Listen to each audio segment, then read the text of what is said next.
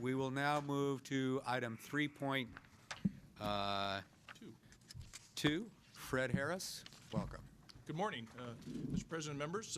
We're here this morning to present to you an action item to approve the Brentwood Education Center in the Contra Costa Community College District.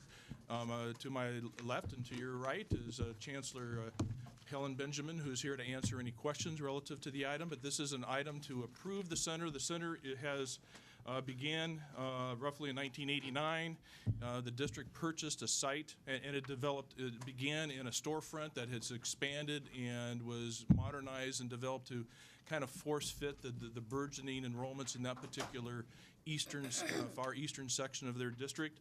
The district purchased a new site in 2006, a 17-acre site. It's roughly 4 miles away from the original location.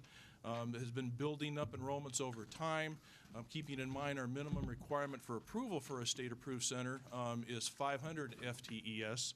The district is in 2009-10 was at 1,240 FTS and is projected to be at 1,411 FTS in 11-12.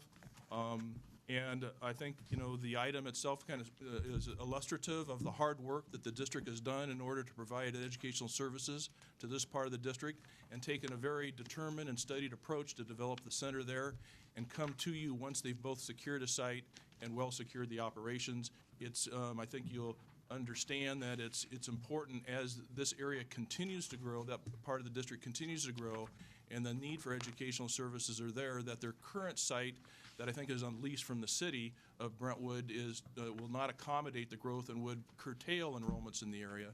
And I would commend to you, they propose on that new site to build a new center that's planned to open in 2017, and it's an appropriate time to approve the center, and I recommend its approval to you today. Questions, board members? Move approval of the center. Motion to approve by Member Baum. Second by Member Storm. Can I ask? Questions by Member Belinsky, then Member McDougall. And my question isn't about the Brentwood Center, because I live in the San Francisco Bay Area, and I know they're doing wonderful things there and at the San Ramon.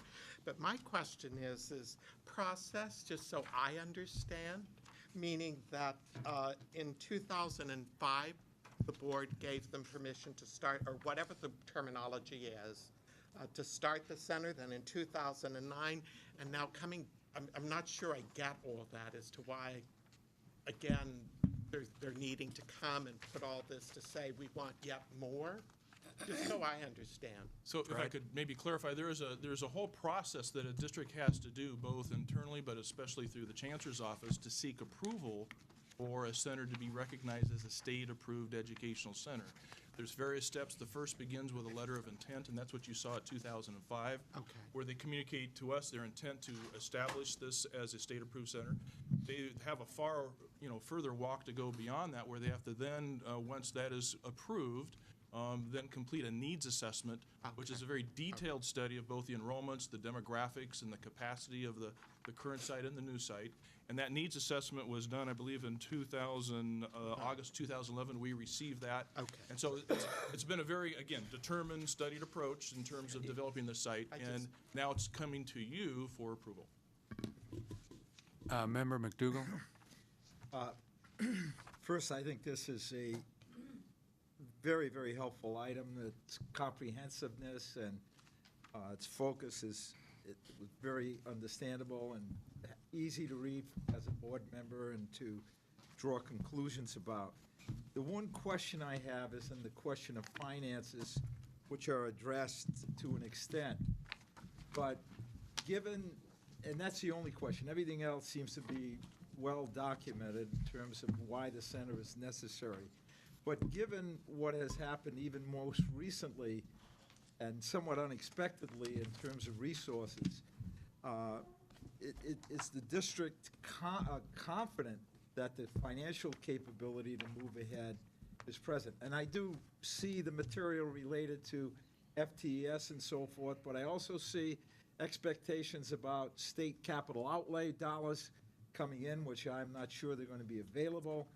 Or whatever. So it's really, have you taken into consideration the current financial situation, and are you still confident based upon that review, that this is the right moment to move ahead? Without a doubt. Okay. We have taken that into consideration. We know that it is highly unlikely that we will get any capital outlay funds. Therefore, we're looking at other mechanisms. The board is discussing in the upcoming meeting this month a bond issue for November 2012, which may or may not pass. We don't know. But we're looking at a couple of ways of doing that.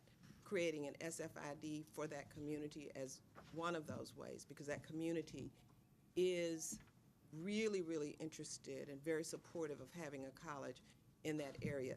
The other option we're looking at is lease-back, which we think is a good possibility. So those are the two means we have in mind beyond the support from the state. We know that we have to plan for the future for this area. We have expanded our center twice because the enrollment, despite of what's happening with the economy, as you might imagine, the enrollment has increased in that area over the last, well, ever since it's been open, there's been a steady increase and a great demand. And so, yes, we are looking at other possibilities. Okay, thank you. Other question? Chancellor, could you just take a minute and talk about what you see happening at the center? Yes. Is there going to be I don't know. a focus there, or as opposed to the main campus, or? I'll just give you a quick overview. I don't know how much you know about our district, but our district is 754 square miles, and it's wide. It runs from San Pablo Bay to Discovery Bay, and so it's this way, if I may illustrate it, and along the Carquina Strait. So one whole side of our district is nothing but water. And Los Medanos College has grown quite a bit itself. And the main thoroughfare through our county, the highway that runs, is Highway 4. It extends all the way across and out to the location where this college is. And there's huge traffic problems. And it'll be another 20 years probably before BART extends that far. And so having a campus where we have it now as a center has really, really helped with that community, has contributed greatly to sustainability as far as the use of cars, just getting people closer to an educational institution. And so our plan is to have the college there and offer what we offered out. We are not going to have it specialized in any way, but we're looking at working with CSU East Bay as well in terms of perhaps having them use the facility to offer courses for that part of the community, because it's fairly isolated. So you have, I think it's Highway 160 that goes from that area, from Antioch, all the way this way. And so they don't have very good access either to four-year institutions. So we're looking at those kinds of partnerships and offering, and what we're doing now is offering the same kinds of courses that we're offering at our main campus in Pittsburgh at Los Medanos College. And it's really working, and people are just most appreciative of it. And we're very strong there in math, and so in the general ed.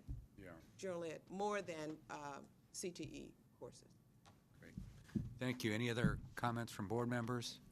We have a motion on the floor by Member Baum, second by Member Storm for approval. All those in favor? Aye. Opposed?